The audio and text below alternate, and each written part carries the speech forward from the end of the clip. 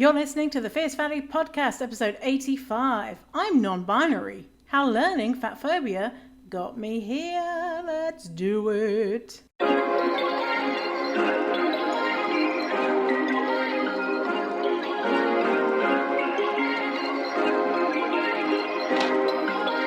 Perfect.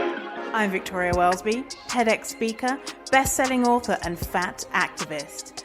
I have transformed my life from hating my body with desperately low self-esteem to being a courageous and confident, fierce fatty who loves every inch of this jelly.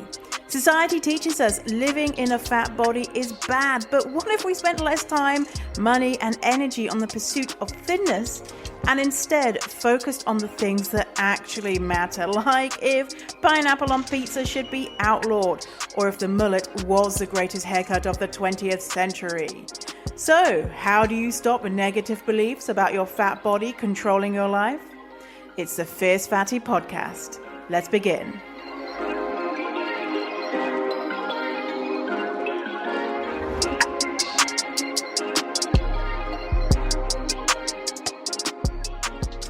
Hello, fatties. How's life? How are you? Are you alright? I'm alright. You alright? Alright. I know you're missing a week of a podcast. I know. It's terrible. It's terrible. I took a week off and I did something that I don't normally do, which is take a week off. And also, I normally make sure that I've recorded 2 episodes in 1 week. And I thought, do you know what? No, I'm going to model the idea of not having to be uber productive all the time. Like, what are we on? Episode 85. And since I started, how many weeks have I not recorded an episode? Like, hardly any. So, yeah. So there we go. That's me modeling some not expecting to be a machine type behavior. So yeah. Anyway, so I had a week off. Got some books out from the library. I was it didn't even occur. It's not occurred to me in my life up until recently that there are libraries. And I was like, oh, I want to get this book, but I don't want to like have to pay for it because I just want to skim it, because I just want to have a look at a few things. And then my brain was like, Victoria, what about the thing called a library? And I was like, fucking hell, brain, amazing. And so for the last 6 months, I've been instead of buying books, because I don't like clutter, right? So I don't like having too many things. And so books is one of those. Visually, it looks great. I think it looks great to have like lots of different books and them color coded and all that stuff. But I don't want it. I just don't want it because it just makes my brain feel, ugh. So I've been getting books out from the library. So this time I got some books and I thought, do you know what? I'll tell you what I got. Might be some reading in there that you like. A little bit of everything. So, okay, let me see. What did I get? First one I got is called Killer Fat by Natalie Boero, Boero, and it's called Killer Fat, Media, Medicine, and the Morals in the quote-unquote obesity epidemic. And I've already got so many different bookmarks in there. Good stuff. There's one quote here that I've written. I'm going to put it on Instagram. No, diets don't fail because people fail at them and lack willpower. They fail because the product is faulty. And I've got here the history of the diet industry. And I was going to make a graphic out of that. And so I'm going to need some more information versus than that's just in this book, because I know there's things that I'd want to put in there that might be missing. But basically, 1830, Reverend Sylvester Graham and John Harvey Kellogg started off, with the temperance, the temperance movement of let's be godly. Let's not have food which has any taste.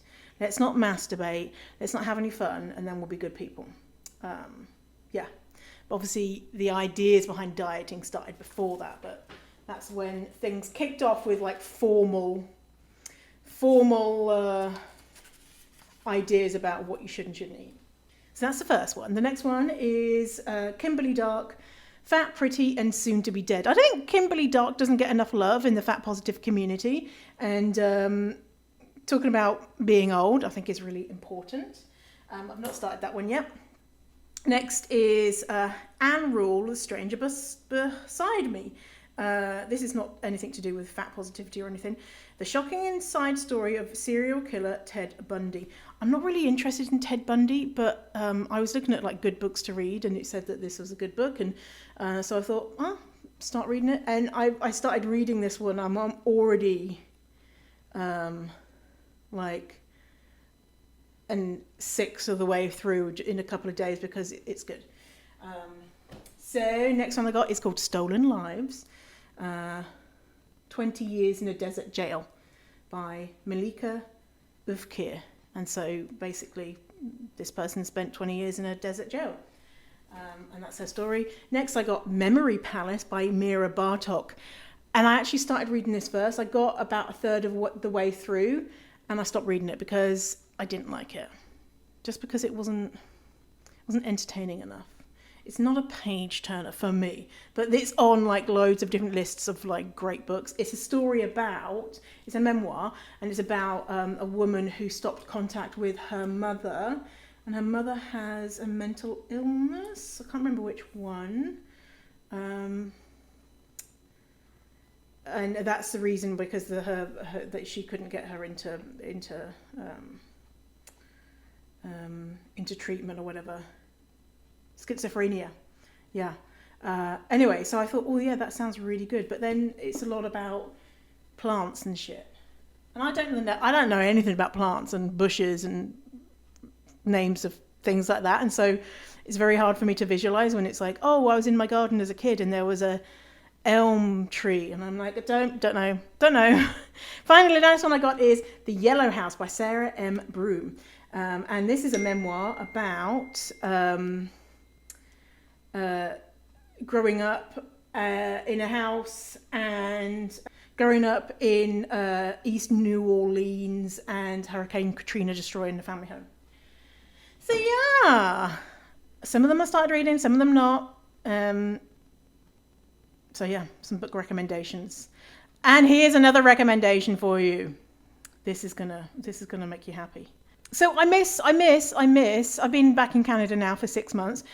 I miss British TV and going there and like seeing things and starting series and then coming back and I'm like, oh. And then my sister's always like, oh, you should watch this thing. It's really good. Like she texted me saying, oh, you should watch. There's a series called Time. It's like 3 episodes. It's really good about 2 people in a prison officer and a prisoner. It's good. And blah, blah, blah. And I'm like, I can never see it. I could never find it anywhere. And so I did some research and I found a VPN, and it's called VPN. I'll link it in the show notes. And it costs like maybe $7 a month. And you can choose what location that your computer says it's streaming from. And so then you can go to something like BBC iPlayer and it will show that you're in the UK, and then so you can watch the shows for free. Because you just need to be in the UK to be able to watch BBC iPlayer. And I presume the other channels, I guess I hadn't even thought about that. And it was saying like things like, you'd have to pay for this, but American things like HBO. So if you're not American, or if you go to Netflix, you can change your location with this VPN. And so you can find like British things. Because, you know, we all know British media is the best. It's probably American's probably the best. Anyway, you can change to whatever country and see what's going on over there. Because so many times when I was in the UK, when I was in Ireland, there were so many things that was on Netflix that I was watching, and then I came back over and I lost it because the Canadian Netflix didn't have it. So rude. Yeah. So it's called WeVPN, and I did some research, and I found this like spreadsheet of all of this from this nerdy person who was like, I'm going to rate all the VPNs and give them stars and shit like that. And so WeVPN isn't the very best because you don't actually need it just for streaming, but it's like one of the best. Like it's like number 2 best VPNs out there, which is not like scammy and is affordable and blah blah blah. Yeah, so I watched Time on BBC iPlayer, and also because it's Pride Month, I watched A Change of Sex. So A Change is so interesting. Okay, so the BBC made this documentary, and it spans 20 years. The BBC have done a few of these where it spanned generations. Anyway, following someone called Julia Grant, and Julia was the first transgender person to have a film made about her transition from being so she is she died recently, male to female transgender person, and going through the surgeries and the aftermath of this of her gender confirming surgeries. And so the first installment, there's 5 hours of episodes. The first installment is George, I think. The first one is called George, and you meet George, who is Julia before the surgeries.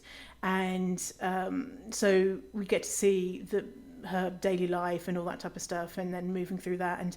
And it's set in 1979. It's real, it's a documentary, right?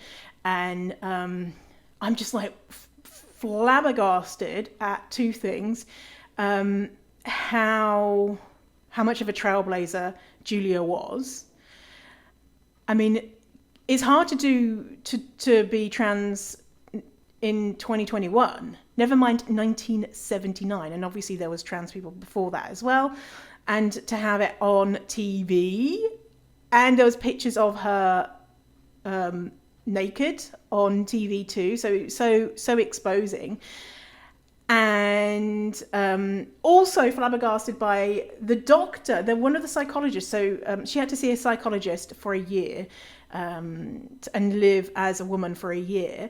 And this psychologist was a complete piece of shit, like horrid human being. And the way that the psychologist talked to Julia was, ugh.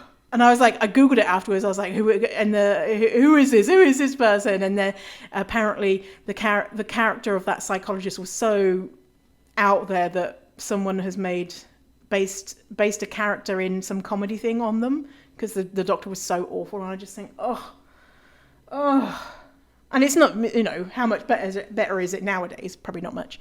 Anyway, so that was really interesting. And then I watched Jamie, Drag Queen at 16, and it was about this British boy who decided he was out as gay, but he wasn't out as a drag queen, and he felt a lot of shame about this.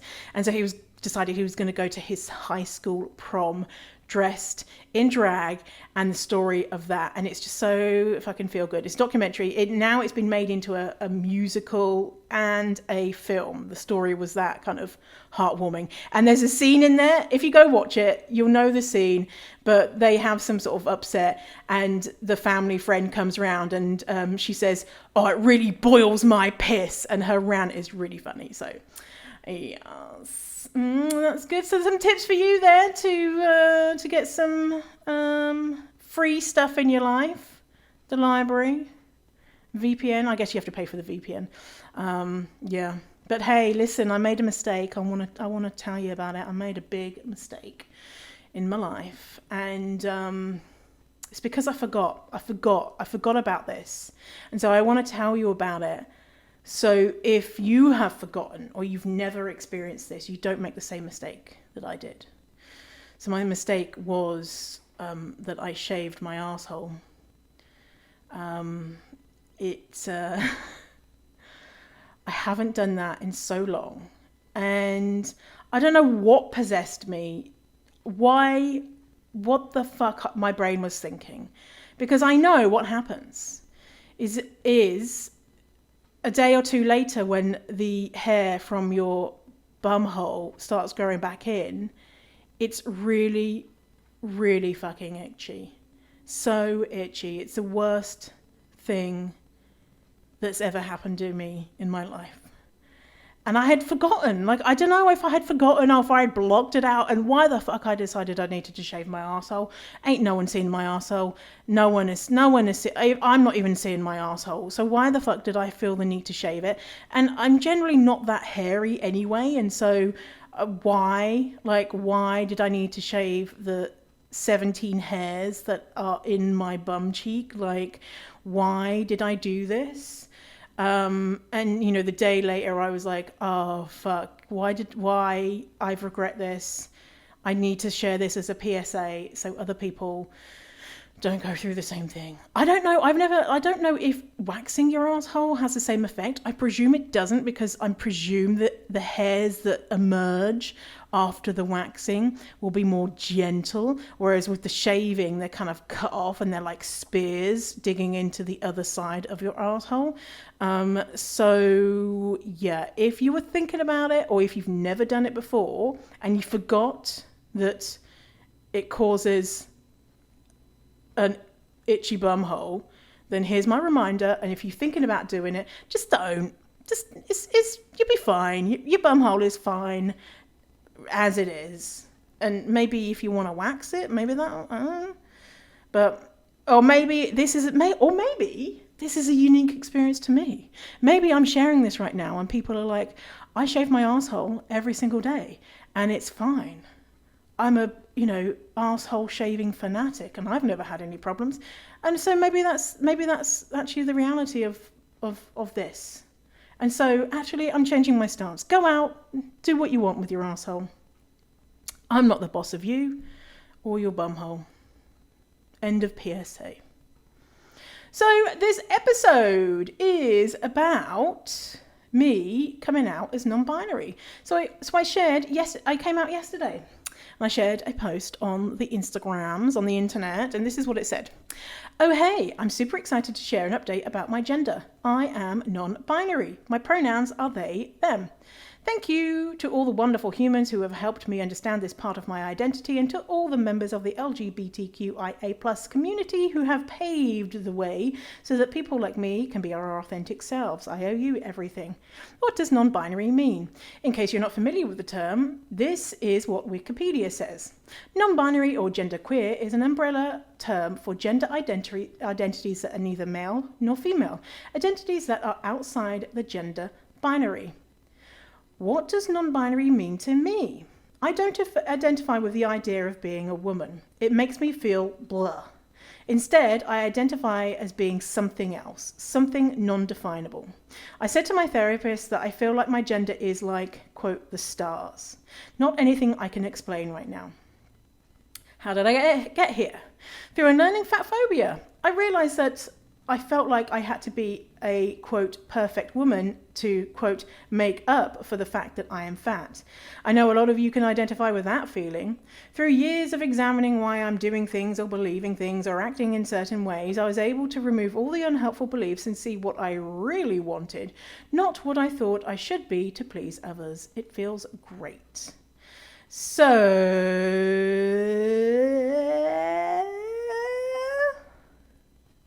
yeah, that's that. Let me talk a little bit more about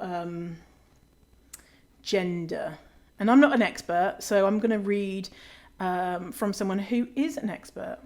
So this is a piece that appears on healthline.com by Mir Abrams, who is a researcher, writer, educator, consultant, and licensed clinical social worker. You can find them on their Instagram, which is MERETHEIR. Mir there. Or Mary? I'm thinking it's Mir. I'll link in the show notes to their Instagram and to this article, but I want to read some things from it in case any of these things are new concepts to you, and even if they're not, there's always more to learn, right? Okay, so this article is called "What Does It Mean to Identify as Non-Binary?" So what is non-binary? The term non-binary can mean different things to different people. At its core, it's used to describe someone whose gender identity isn't exclusively male or female. If someone tells you they're non-binary, it's always important to ask what being non-binary means to them. Some people who are non-binary experience their gender as both male and female, and others experience their gender as neither male nor female. Non-binary can be used as an umbrella term encompassing many genders that don't fit into the male-female binary. Although non-binary is often regarded as a new idea, the identifier has been around for as long as civilization has. In fact, non-binary gender has been recorded as far back as 400 BC to 200 AD, when Hijras, people in India who identified as beyond male or female, were referenced in ancient Hindu texts. India is one of the many countries around the world with language and social culture that acknowledges those whose gender can't be exclusively categorized as male or female. Next title here is, do you have to be transgender to identify as non-binary? Non-binary gender has to do with someone who knows themselves to be. Some non-binary people identify as transgender while others do not. This may sound confusing, but when laid out, it's actually very simple. A trans non-binary person is someone who doesn't identify with the sex that was assigned at birth, trans, and so has a gender identity that can't be categorized exclusively as male or female, non-binary. A non-binary person who doesn't identify as trans may partially identify with the sex assigned at birth, as well as have a gender identity that can't be categorized as strictly male or female. So, this is me talking, not the article. So I would be a trans non-binary person, because what trans means is that you don't identify with the gender that you were assigned with at birth. So I was assigned the gender woman. I don't identify with that. Therefore, it falls under the trans umbrella. Under the trans umbrella, you can have lots of different terms. We're going to talk about that in a second. I don't necessarily identify as trans. I feel like non-binary or genderqueer would be a good descriptor for me. But there's no right or wrong, right? Okay. So I'm just skipping over a couple of sections here, but let's go to non-binary gender identities. There are a number of gender identities that fall under the non-binary umbrella. This includes identifiers like genderqueer, agender, gender fluid, androgynous, boy, BOI, bigender, multigender.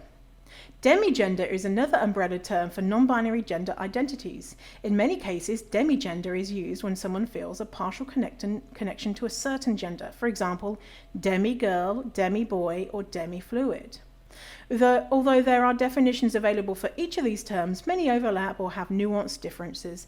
The meaning can also vary greatly across cultures and geographic regions. That's why it's imperative to ask the person using the identifier about what it means to them. All right, so non-binary pronouns. Continuing.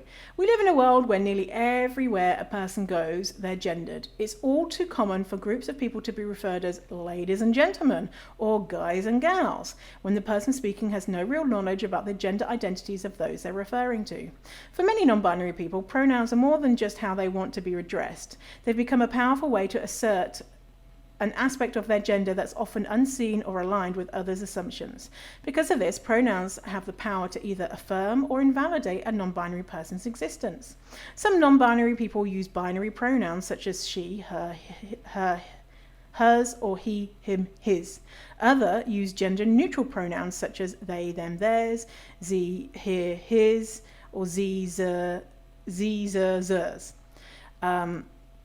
Although these are the most common gender-neutral pronouns, there are others. And then we've got some ideas here about some gender-neutral terms. Instead of saying boys, girls, man, woman, or men, women, use person, people, or humans.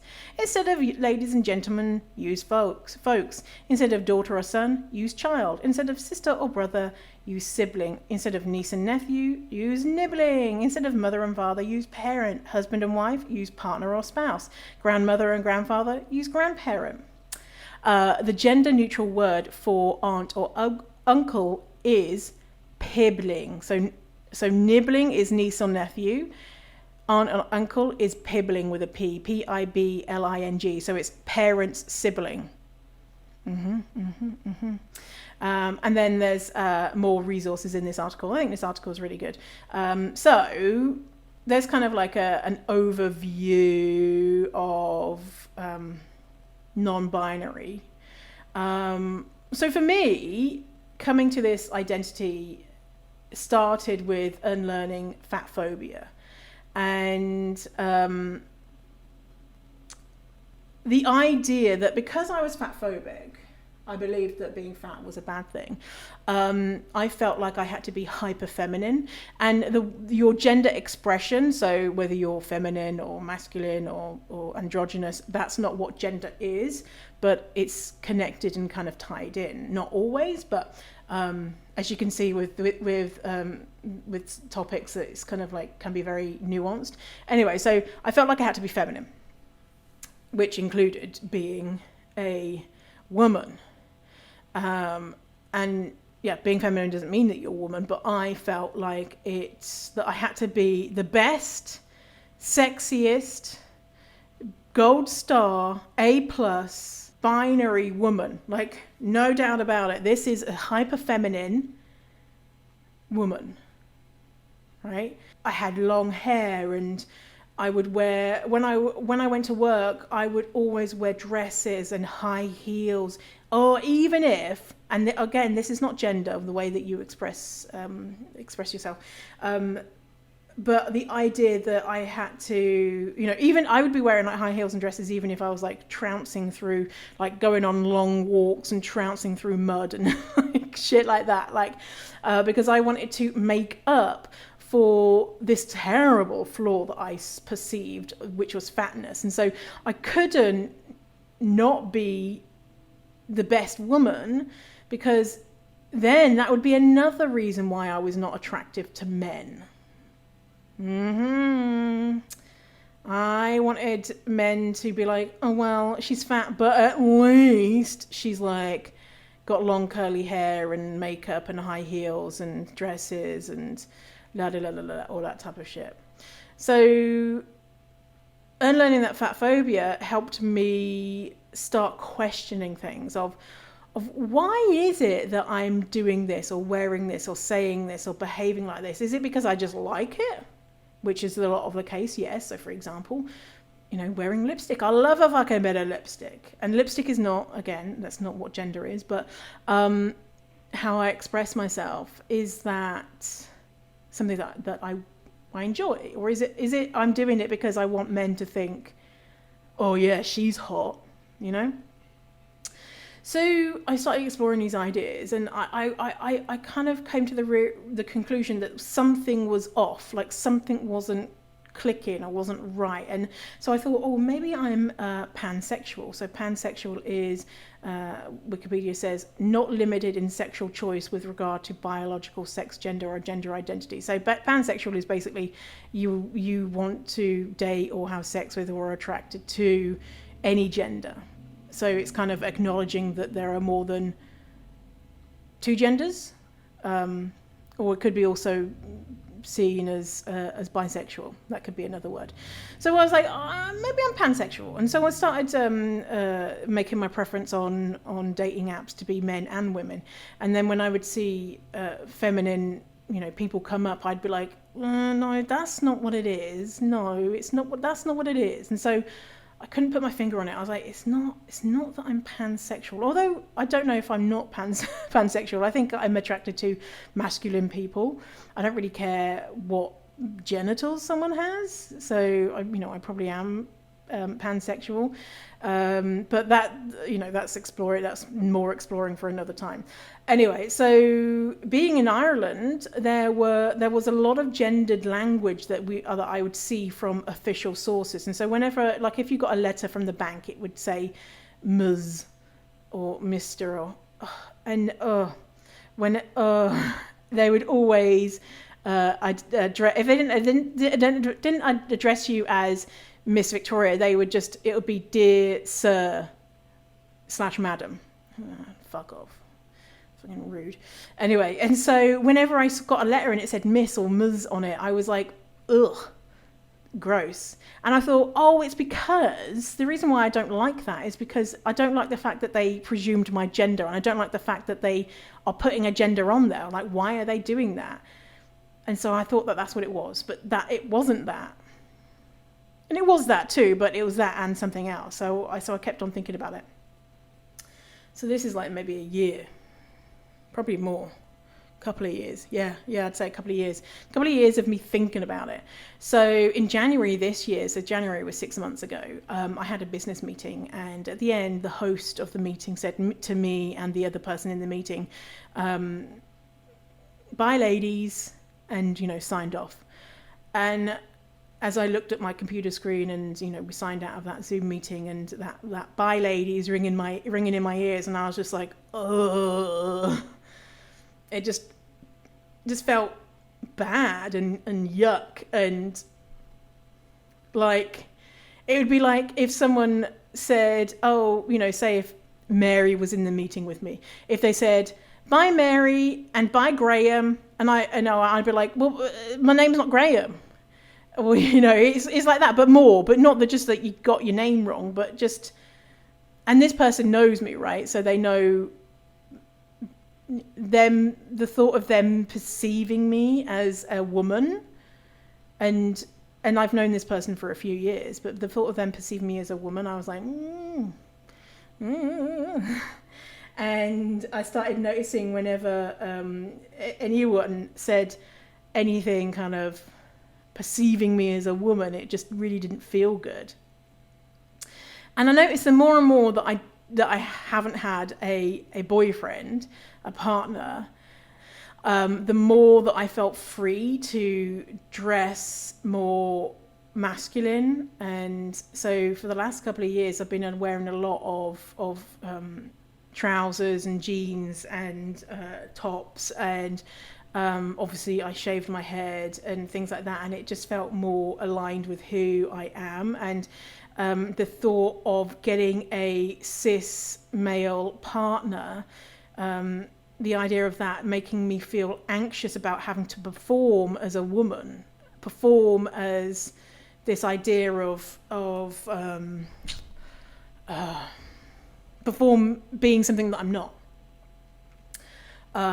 So I did lots of research. I spoke to Megan Kimberling, who is a fat gender fluid person who I went to LA once, and we hooked up, and we've done a couple of things together. And so I had a couple of hour long conversation with Meg, and Meg was saying, this is how I feel. And I was just like, yes. Oh my God.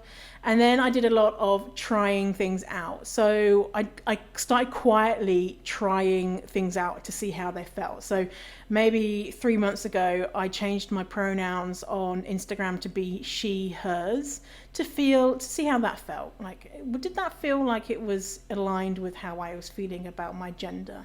I put that on my email signature too. And I was asking for gender neutral words to be used about me in different settings. So, instead of someone saying, oh, hey girl, or you're a boss babe, or something like that, I was asking for gender neutral words to be used about me. And then I quietly came out to low stake people, so people who didn't know me. So I would just kind of drop it into conversation of, I'd be like, oh, and I'm a non-binary person, to see how that felt. And I did this other thing called Pronoun Dressing Room. This is really cool. So it's this website. It's called pronouns.failedslacker.com. I'll link to it in the show notes. And so you pick your pronouns, and so there's like a box here, and it says put your name in, and then you choose the subjective word that you'd like. So we pet the dog, or she pet the dog, or they pet the dog. So you put in subjective, objective. So I put subjective, they, objective, them. Possessive determiner, so adjective that shows possession. Example, their eyes are brown, I put there. Possessive pronoun, something that belongs to something. So that chair is hers, so I put theirs. Reflective, and so reflective indicates that the verb acts on the subject. So take care of yourself, so I put themselves. And type of person, you can say boy, girl, and I put person or human. And so then you click the try it on, and then it comes up with different text. And so here's a generic text that comes up with. So, hello, today I met a person who goes by Victoria. And so it's like plugging in what you've written. They have a wonderful personality. That smile of theirs really makes me happy. I could talk to them all day. They don't talk about themselves much. I wonder if their day has been wonderful. I hope so. And then you can read different stories that has you as the protagonist. So like Adventures in Wonderland, The Wonderful Wizard of Oz, and it tells you like content warnings of mention of food, mention of bees, mention of ableist language. And so if we look at Wizard of Oz, it's like a little snippet. When Victoria woke, the sun was shining through the trees, and Toto had long been out chasing birds and squirrels around him. They sat up and looked around. There was a scarecrow standing patiently in his corner, waiting for Victoria. We must go and search for water, they said to him. Why do you want water, he asked. To wash my face. And so it goes on, right? And so when you're like the center of the story, and so then if you hear the she or her or they, and like how does that feel to you? And so reading it as they, and then I put it as she, and then when I read the she, I was like, ugh. Like, it's really hard to describe like that feeling of, it's just hard to put. I guess it's if someone misgendered you in any way, like if someone was like, oh, look at that dude over there, and they were referring to me like that, look at that man walking down the street, you'd be like, you might think it was funny, but then if people genuinely thought that you were the gender that you weren't, it would be that feeling of or this is not right, it's not right, or so I then brought up like the fears and doubts with my therapist, because I had lots of fears and doubts, and I was just like, let's just forget about it. Let's not make a big deal about it. Let's just keep it the secret. Like it's not a big deal. And my fears. So these are all like my fears that if I tell people how I feel, then I'm going to be a troublemaker. So that I was like, well, I don't want to be a troublemaker, and I'll just be expecting special treatment and causing a nuisance. And I also had a fear of, well, I don't have gender dysphoria, therefore it doesn't count.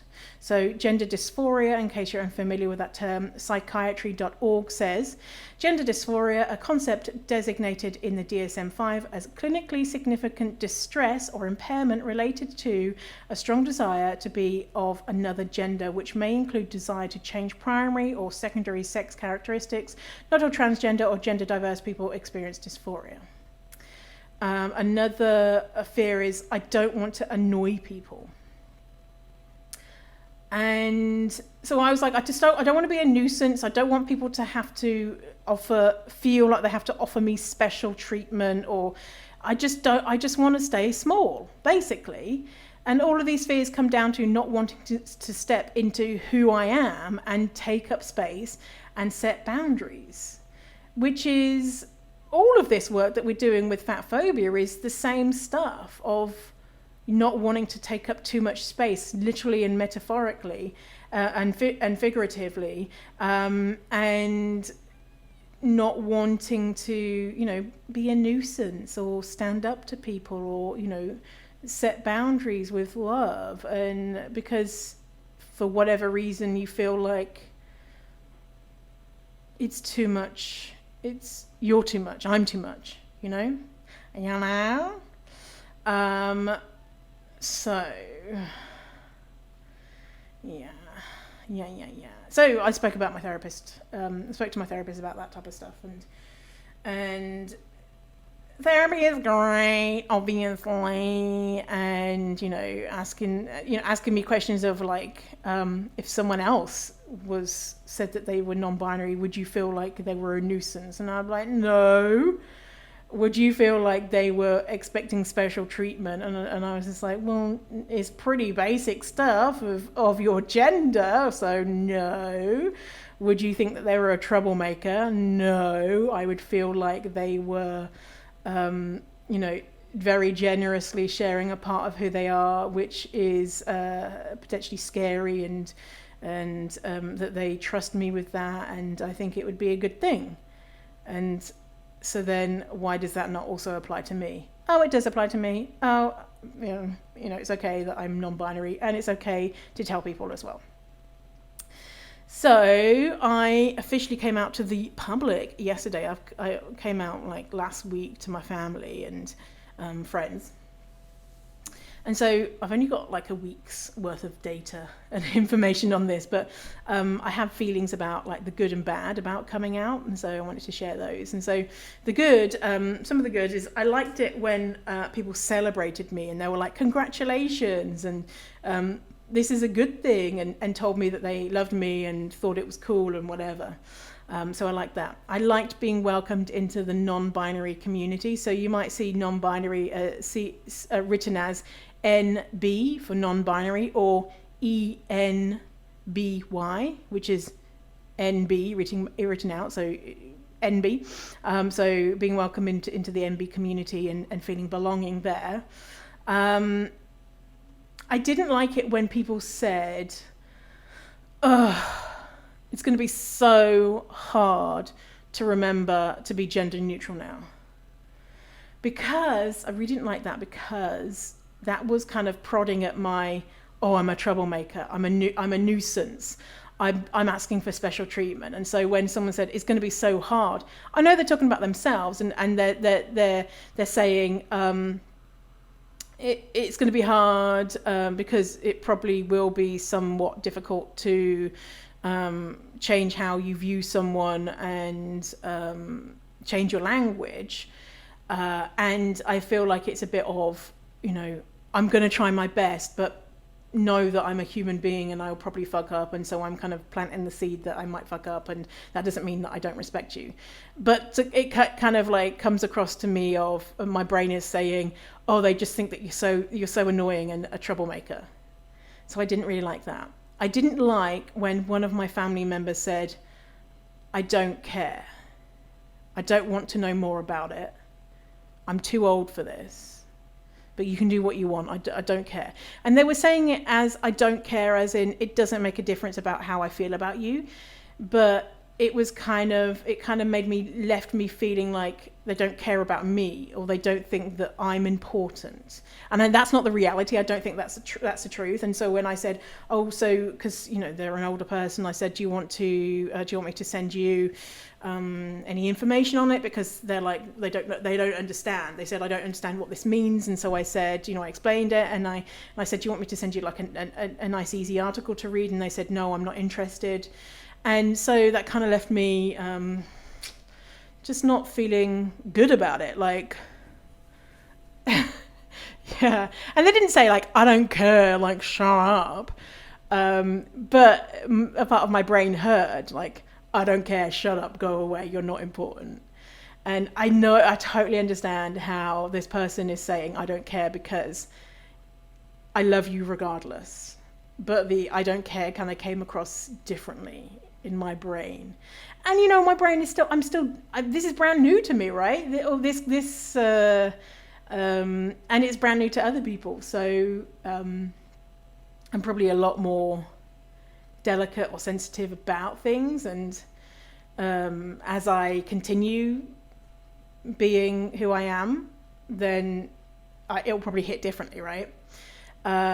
So now, a day later, after kind of telling everyone on social media, I feel unrestricted. I feel like my worries about how people perceive me and what I am feel like they're dissolving away.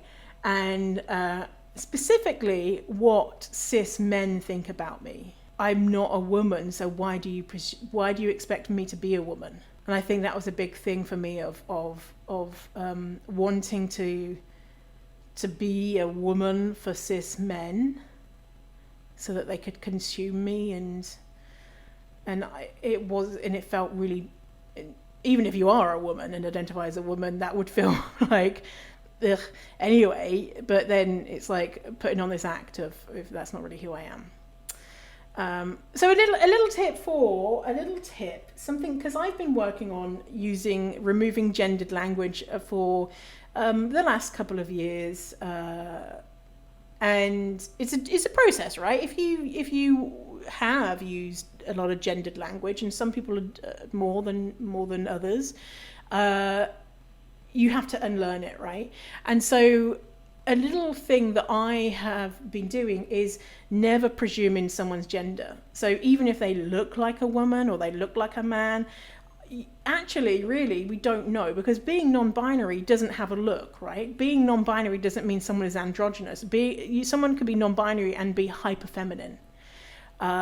So whenever I'm describing someone, so I got my hair cut a couple of weeks. Oh my God, did you see the images of my haircut on on Instagram? I shared them and I looked like a fucking clown. Anyway, if you missed them, I'm sorry. I'll put a picture in the show notes. I got my hair cut. Anyway, and so whenever I was talking about my hairdresser, for example, I would say them, they, my hairdresser, they did this and they did that. Why have I got such bad luck with haircuts? How have I got so many bad stories with haircuts? I asked them to curl my hair, and in the image, it was like a very kind of loose, wavy, and instead I got like this really high, tight, not tight, but very stiff, kind of tight, permy type. It didn't look good anyway. With a middle parting. I didn't take a picture of the middle parting, but that was like, I had half a block to walk home, and so I was like, oh God, this is so bad. What is going on? Anyway, so referring to people in everyone, unless you know what their gender is and their pronouns are, specifically what their pronouns are, just refer to everyone as them or theirs, like, oh, my teacher, they want this. As your teacher said, that they're a man or a woman or non-binary or whatever, and just try and make that a habit, because it's kind of like a low stakes thing to practice. And that article, I'll link it in the show notes, different ideas of how to address people. So instead of saying men and women, just say like humans, folks. My go-to is folks. And your greeting, a lot of people say, hey guys, and some people are like, well, when I say hey guys, I don't mean guys, I mean everyone. Well, guys means men, right? If that's what it means, right? Guys means men. And so if you're like, well, when I say guys, I mean everyone. Well, think about it. If you use hey guys and say you're a man, and you have a woman as a girlfriend. And so if I went and said, hey, that dude that you're dating, that man you're dating, that guy that you're dating, Jessica, that guy that you're dating, Jessica, you'd be like, oh, no, Jessica's a woman. Then, so guy is gendered. So guy is gendered. Or like, would you say, oh my God, look at that sexy guy walking down the street, and then, you pointed them out and it was someone who appeared to be a woman. The person would be like, do you mean that woman? Because guy is gendered, right? And a lot of times in spaces where there's a lot of women, I see a lot of people saying, hey ladies, hey gals, and things like that, and I'm just like, ooh, it just makes me as a non-binary person feel like they don't care about me. They haven't even thought that there might be someone who appears to be a woman who is not actually a woman in attendance. So so if you can, try and remove gendered language from your brain. And, if someone is, has certain pronouns, then that's cool. You can say she or he or they or whatever. So I'm doing this Brené Brown course. Brené Brown, like she's a shame researcher. And I'm doing this course through my therapist. It's like an 8-week course, group therapy type of thing, where we are unlearning shame and stepping into the arena, which is the analogy, the metaphor that Brené Brown uses, that if you're in the arena, people who are not in the arena fighting with you don't get to have an opinion on what you're doing. And like learning about shame and being brave is really cool. Like, I've read Brené Brown's books, but thinking about it, and thinking about how I can be a more loving, embodied, good version of me is really cool. And so this is me doing something which is aligned with that, being brave and stepping into the arena when I've already had transphobic comments from people. One of the people, someone in the comments was like, let me go and find the comment. Well, I deleted her, but I shared it in my stories and said, look at this idiot. They said, this one person said, skip forward 30 seconds if you don't want to hear this. It's not anything too bad, but this person, Adela Jasvin, says, no one cares, cry laughing emoji. If you want to be quote unquote accepted like the cis people, then act normal like the rest of us who are not announcing our identities and sexuality 24/7, or being offended if the wrong pronoun is used by random people we don't even know. Love and acceptance comes from within, not from outside sources. And so then some people like kind of challenged this person, and they were like, she is spreading propaganda by sharing my gender. I'm spreading propaganda and use the whole LGBTQXYZ, And so I was like, okay, they're just a straight up bigot versus someone who can be saved. So I've already had people, and then being tagged by accounts from TERFs. So TERFs is trans exclusionary radical feminists, and TERFs think that they don't think that trans people's they don't think identities outside the binary are valid, or that non-binary trans people should be allowed to do certain things. Actually, let me read this story and this campaign that came out yesterday. Pinkmantaray, I think that's their handle. Pinkmantaray, yeah, it is. Pinkmantaray is, I'm just bringing up their profile. First trans D1 NCAA men's athlete. They're a trans person. Half Korean, half American. Anyway, so it's this trans person, and a lot of people have shared these about the idea of letting trans girls play girls' sports. And so here I want to share these words because a lot of people are like, well, yeah, I support trans people, but isn't it right that if a trans girl was a man, then they have an unfair advantage? And so if you have those kind of like, I'm not sure, let me read this. It's really interesting, from Pinkmantaray. I will link in the show notes. So Pinkmantaray is a set of slides. The first slide is Pinkmantaray is holding up a board that says let trans girls play trans girls sports. And the following slides say, as of May 2021, at least 30 anti-trans sports bills, most of which target trans girls, have been proposed or enacted in the United States. If you're wearing rainbows and calling yourself an ally this month and the rest of the year, we need your fight for trans athletes and trans girls now. Many of these bills are proposing very invasive testing down to genital inspections of children. This is not only a clear violation of privacy, but also massively transphobic. This is not about fairness. Let's break this down. Number one, it's not transphobic, it's about fairness. Trans women are biological males and shouldn't compete with women.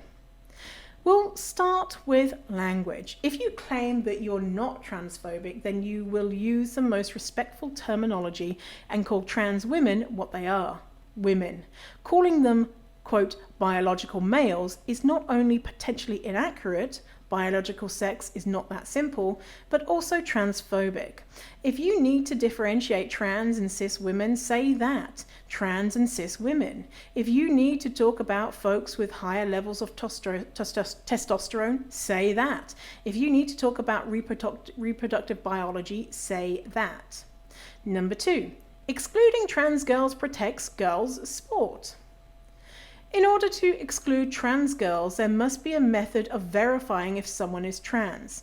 Usually this is done through genital exams, hormone evaluation, and or genetic testing. Most bills propose accusation-based testing. Someone is accused of being trans and is then subject to testing. This not only demonizes and weaponizes transness, but it also endangers all girls and women. That is, any girl accused of being transgender can be checked. Not only is this incredibly invasive, genital exams are wholly unnecessary, having or not having a penis has no effect on performance in sport, but it also is degrading to all women. That is, at what point is a girl good enough that she will be accused of being transgender? How masculine can a girl be or look before she's accused of being transgender? This proposed gender verification not only systematically enforcing the policing of all women's bodies, but also does so through demonizing and weaponizing transness. Number 3, trans women have higher levels of testosterone, so it's unfair. Let's first remember that none of these legislative bills touch professional sports. This is not about the Olympics or college sports or any elite level sports. State governments have no jurisdiction over the NCAA, professional sports, or the Olympics. And in all elite level sports that allow trans athletes, hormone regulations already exist, and trans women's testosterone levels are regulated when they compete in women's sports at elite levels. At non-elite levels, it does not matter. We're talking about children who just want to kick around a ball with their friends. Most athletes are not Olympians, national team members, or even going to compete in regional level meets. These are just kids playing sports with their friends. Number 4. But even if testosterone levels are regulated, trans women go through testosterone-driven puberty, so they are taller and bigger.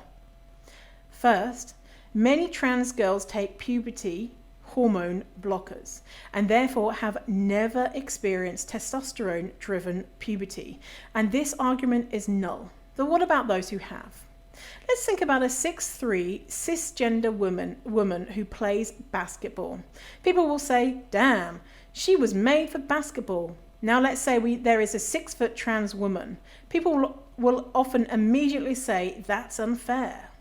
The reality is these accusations are often transphobic, sexist, and misogynistic. Trans women's gender expression is often accused of being too masculine or manly, and a lot of times racist. Many of the trans women who have been attacked are black and brown trans women, which is no coincidence. This is the repeated shaming and policing of black and brown women's bodies in sport, and this is not new. Think of Serena Williams and many other black women whose bodies have been repeatedly policed in sports. Number 5, trans women have unfair biological advantages. Don't forget that biological differences exist everywhere in sports. No two athletes' bodies look the same. No two cisgender women's bodies look the same, and they shouldn't have to. The shortest guy on my swim team was 5'6". The tallest was 6'7". That means the shortest guy was more than a foot shorter than the tallest guy. Is that height a biological advantage? Of course it is. But is it unfair and meriting of disqualification? Of course not. It's just a biological difference. It's also worth noting that the guy who was 5'6" was one of the fastest swimmers we had and captain in his senior year. So yes, trans women absolutely can exhibit biological diversity, just like everyone else does. Number 6, I'm not transphobic, I just care about fairness. In the Women's Sport Foundation 2020 report, Chasing Equity on Barriers to Sport for Women, the inclusion of trans women is not mentioned once. Trans women do not threaten the fabric of women's sports. Excluding and attacking trans women does. That is, so many folks don't care about sports or fairness until a trans woman wants to play. And then suddenly they are massive sports fans. If folks truly want to bring fairness to the forefront, they'd fight against the main barrier to access for sports: socio-economic disparity, often intertwined with systemic oppression such as racism. Number 7, lastly, do not forget this is an intersectional issue. When medical tests proved that Michael Phelps's body produces half the level of lactic acid than the typical athlete does, the Olympic Committee praised him for how lucky he was to have a, quote, genetic advantage. When Caster Semenya was invasively tested after being accused of an unfair advantage, she not only had her medal stripped from her, but was barred from further competition until she takes medication to lower her natural testosterone levels. It is no coincidence that Phelps is a cisgender, straight, white man, and Caster Semenya is a queer black woman. This is not about fairness. This is white supremacy and the patriarchy. When men are good at sports, they are praised for their bodies. When women are good at sports, especially if they are black, they are called unfair and are punished. That is, these attacks on trans women reflect the continued policing of black and brown women's bodies. We see this with the massive amount of hatred that Serena Williams receives with the newest attacks on Simone Biles. Black women's bodies have been policed for decades, and trans women are just the newest target. This must stop. And then there's a final slide that says, what can you do? And it says, share these slides to educate your friends, sign a petition, learn how to be an ally, donate to trans-led organizations, and follow support trans athletes. And they've got 3 trans athletes there tagged. So I'll link to this post so you can do those things, or just read it yourself or share it. So interesting, right? And so important that we have all of these spelled out, because a lot of times when we haven't been thinking about these things, and transphobic Uncle Bert says, well, and you don't know how to respond. This post is so good for being able to respond to those arguments. All right, well, thanks for hanging out with me today. Thank you for witnessing my new gender coming out moment. I appreciate you.